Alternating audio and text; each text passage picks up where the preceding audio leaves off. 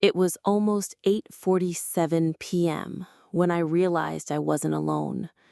The office had grown unnaturally quiet, the kind of silence that makes you hear things that aren't there. Rain capped against the tall glass windows like a warning. The last of the fluorescent lights flickered overhead, casting soft, cold shadows across the floor. Everyone had gone home, except her. Helena Vasquez, my boss. The one woman who never looked rushed, never raised her voice, and never explained herself. She didn't walk, she arrived. She didn't talk, she measured her words like blades.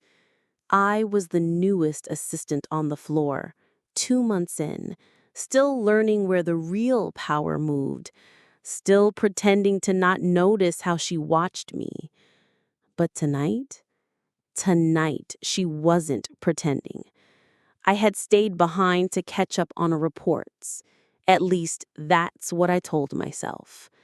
Truth was, I didn't want to leave. Not while her door was still cracked open. Not while her office light was still glowing through the blinds. Not while I could feel her presence like a second skin over mine. I stood. Each step toward her door felt heavier. A drumbeat in my chest echoed through my limbs. When I reached her door, I paused. I should have left. I should have respected the boundaries. But when has desire ever respected anything? I pushed the door open, just a little. Enough. She stood by the window, drink in hand, blazer off, blouse sleeves rolled. The city lights traced her silhouette, sharp angles, soft curves, tension coiled like a snake under silk. "You're still here," she said, without turning. I could say the same. I managed. She turned slowly. Her eyes, that impossible green, met mine. Calm, direct, undressing without moving. She walked toward the door and closed it. Then came the sound I didn't know I needed until I heard it. Click. The lock slid into place like the drop of a guillotine. My throat tightened. Helena stepped forward, one hand sliding across the edge of her desk as she circled. Her eyes never left mine, her voice velvet over steel. "Sit." I did. She perched on the desk in front of me, legs crossed, fingers tracing the rim of her glass. "I've noticed something," she said. I swallowed. "You look at me differently."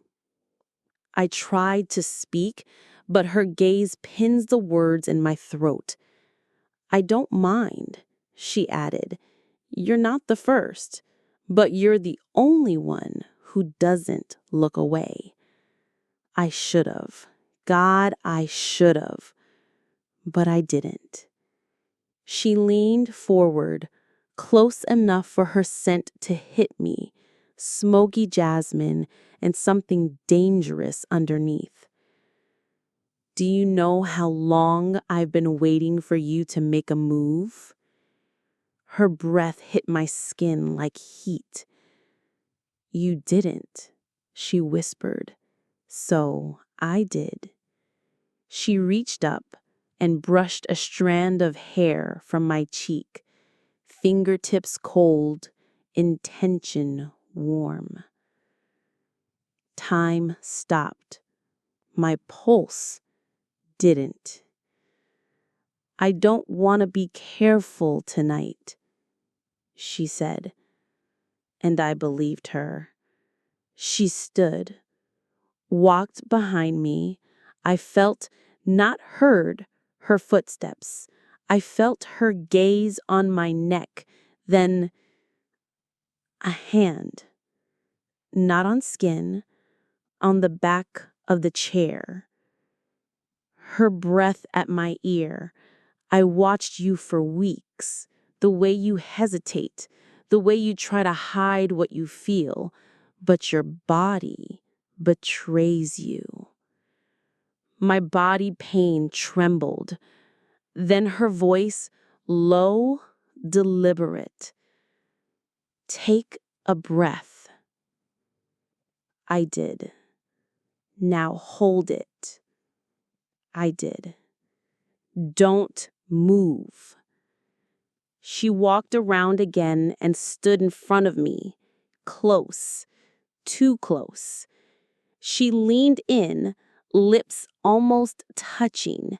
I could see the faint shimmer of gloss, the way her chest rose and fell with control so precise, it scared me. Then, knocking, firm, loud. Someone at the door. My heart jumped. She didn't flinch. Another knock. Miss Vasquez? Her assistant's voice, the one that always buzzed with panic. Helena didn't answer. She leaned in again. Whispered, "Say a word, and I'll make you beg next time." I said nothing. The knocking stopped. Silence again. She smiled. And that was worse than anything. "You're not ready for what I want from you," she said. She turned, walked back to her desk, picked up her glass. Not yet. I stood to leave, but as I reached the door, she spoke again. One word, like a promise. Soon. To be continued. I left her office that night with legs that barely held me up. Not from fear, from restraint. My fingers twitched for hours after, from the way I hadn't touched her, from the heat she left on my skin without ever laying a hand. I didn't sleep. How could I? My body was still in that room. My thoughts, they never left. The next morning, she acted like nothing happened. Her voice was clipped, professional. She reviewed the schedule, commented on a report, and nodded at the boardroom like she never nearly pressed her lips against my soul just 12 hours earlier. I hated how it shook me. Worse, I hated how much I wanted her to do it again.